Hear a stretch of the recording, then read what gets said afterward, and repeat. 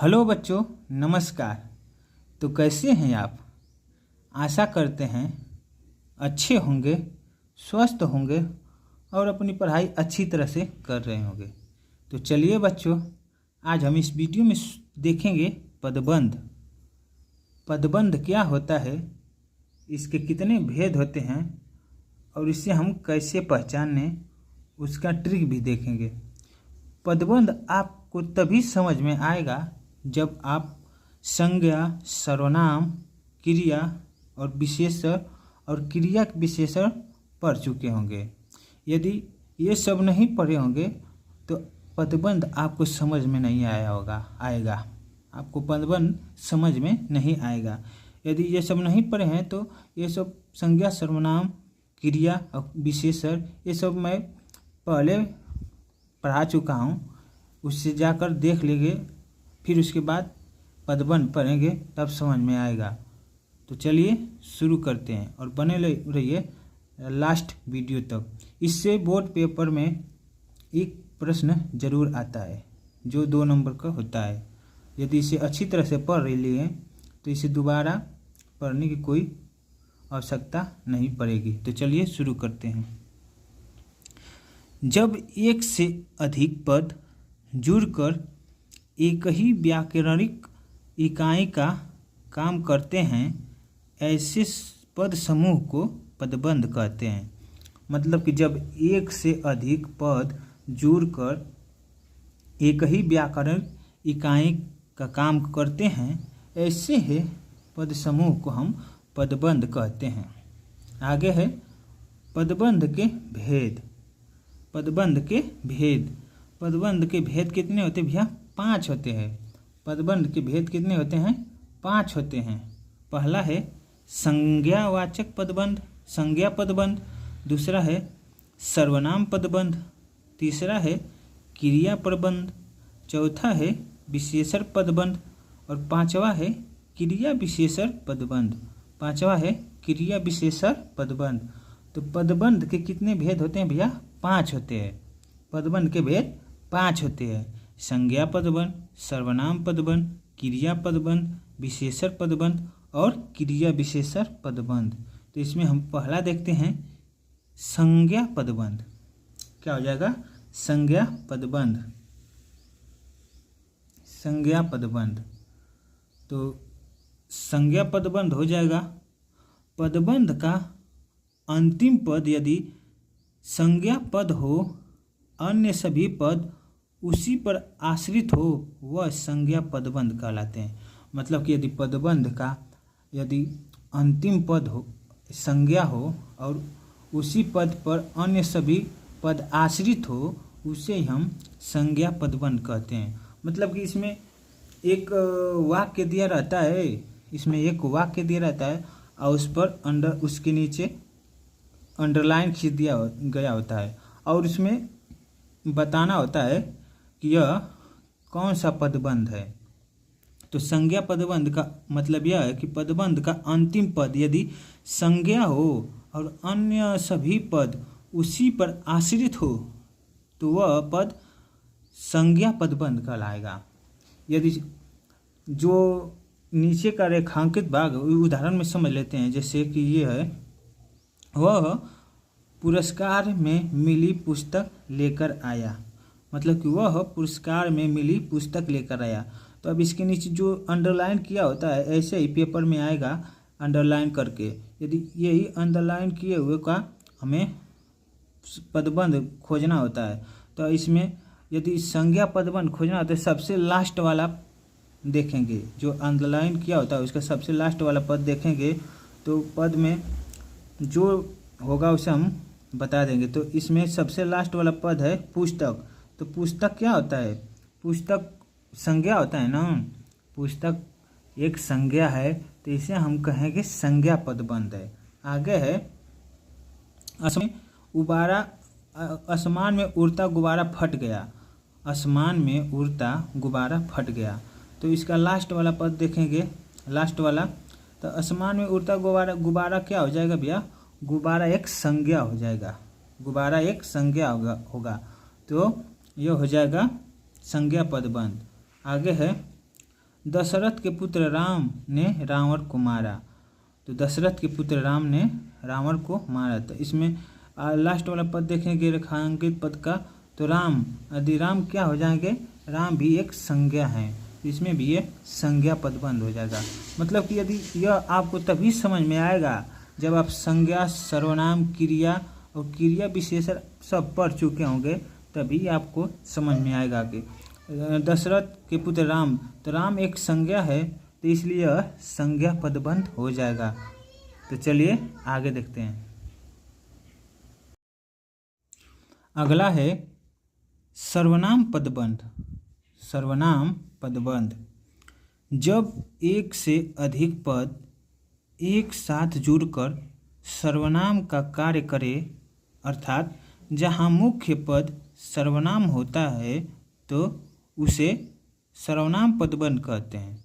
सर्वनाम पद मतलब कि जब एक से अधिक पद एक साथ जुड़कर सर्वनाम का कार्य करे, अर्थात जहाँ मुख्य पद सर्वनाम होता है तो उसे सर्वनाम पद कहते हैं।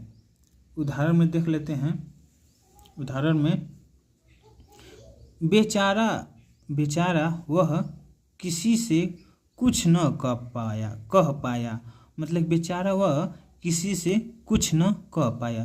तो इसमें हमें सर्वनाम पदबंध खोजना है, तो इसमें अंडरलाइन किया होता है। अब इसमें हमें सर्वनाम पदबंध खोजना है। तो सर्वनाम पदबंध खोजने के लिए हम सबसे पहले लास्ट वाला, जितना अंडरलाइन किया होता है उसके हम लास्ट वाला देखते हैं। तो लास्ट वाला हो जाएगा वह। तो वह एक क्या है, वह एक सर्वनाम है, तो इसलिए यह हो जाएगा सर्वनाम पदबंध। आगे है कि कक्षा में सदा शोर मचाने वाले तुम चुप रहो।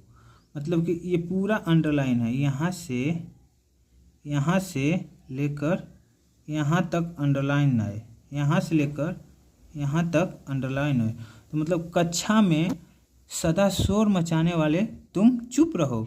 तो इसमें हमें खोजना है सर्वनाम पदबंध। तो सर्वनाम पदबंध खोजने के लिए या कोई भी पदबंध खोजने के लिए जितना अंडरलाइन किया होता है उसके हम लास्ट वाले देखेंगे।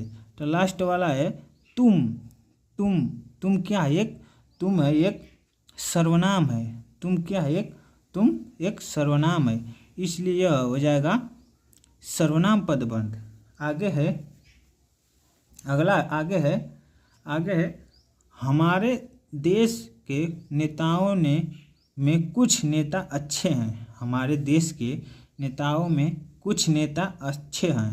तो इसमें भी यहाँ से पूरा यहाँ तक अंडरलाइन किया गया है।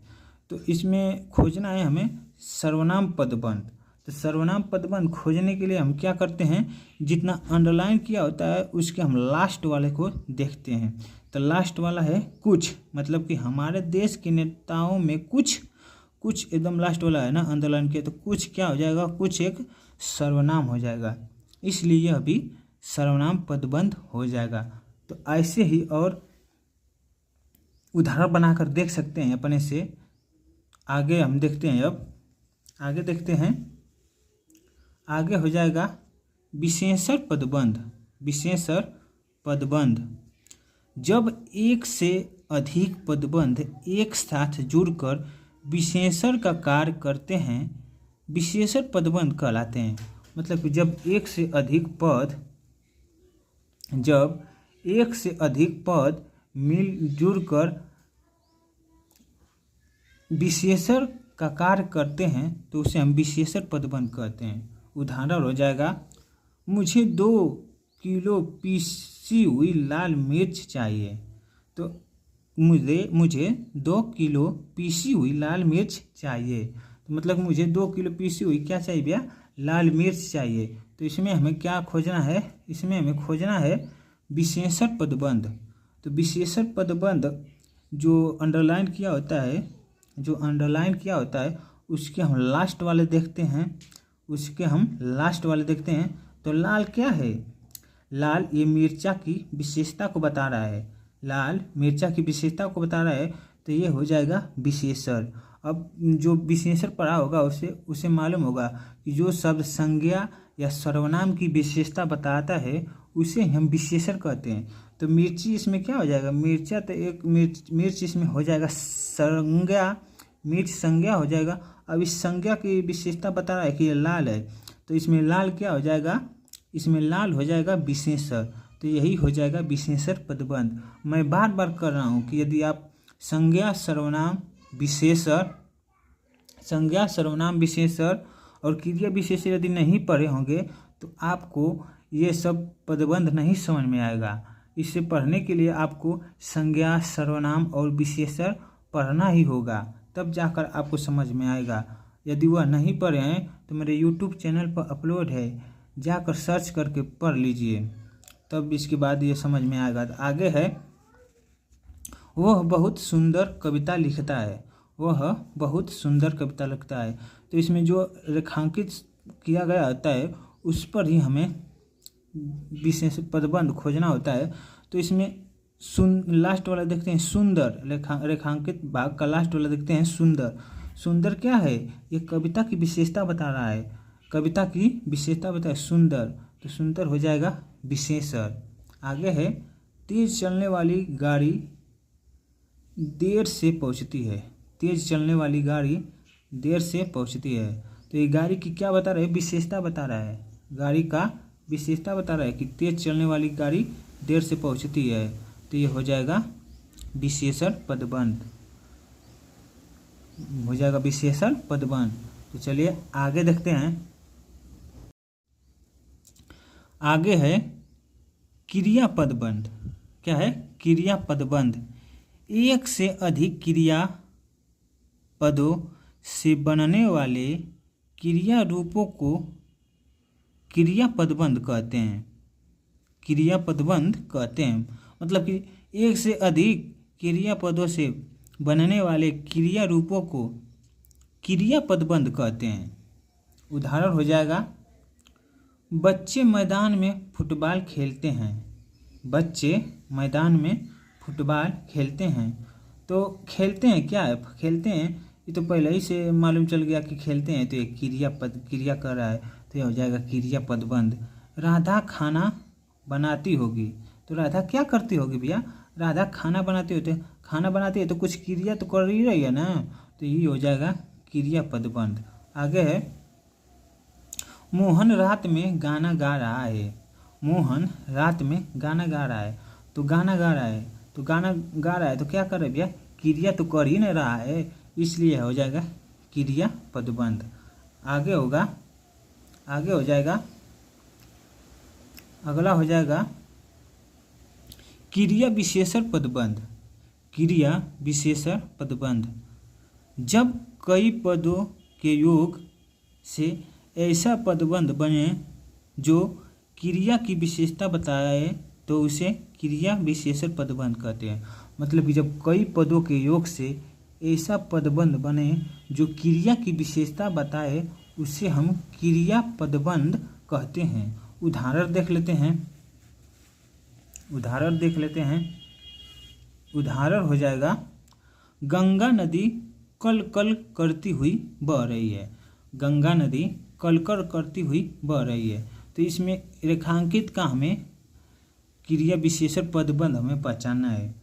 तो इसमें गंगा कैसे बह रही है, गंगा कल कल करती हुई बह रही है, तो यह क्रिया की बह रही है, मतलब बह रही है तो क्रिया कर रही है। अब इस क्रिया की विशेषता बता रहा है कि कैसी बह रही है, कल कल करती बह रही है, तो इसमें करती हुई बह रही है, तो यह हो जाएगा क्रिया विशेषण पदबंध।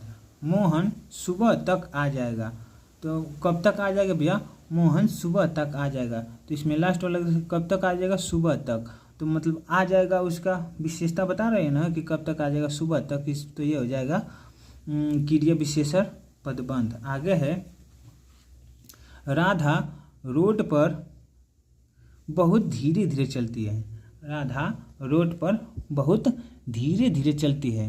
तो रोड पर कैसे चलती है, बहुत धीरे धीरे चलती है। तो इसमें रेखांकित पद पर में हमें क्रिया विशेषण पदबंध खोजना है। तो इसमें चलती है, मतलब चलती है, ये क्रिया की विशेषता बताना है, क्रिया विशेषण पदबंध, तो बहुत धीरे धीरे चलती है, धीरे धीरे चलती है, तो ये हो जाएगा क्रिया विशेषण पदबंध। तो चलिए बच्चों, ये सब क्रिया विशेषण पदबंध के इतने भेद थे। यदि यह वीडियो अच्छा लगा होगा तो प्लीज़ मेरे इस चैनल को सब्सक्राइब जरूर कीजिए और लाइक कीजिए और ज़्यादा से ज़्यादा शेयर कीजिए। आपकी एक सब्सक्राइब से हमें बहुत मोटिवेशन मिलता है। तो धन्यवाद बच्चों।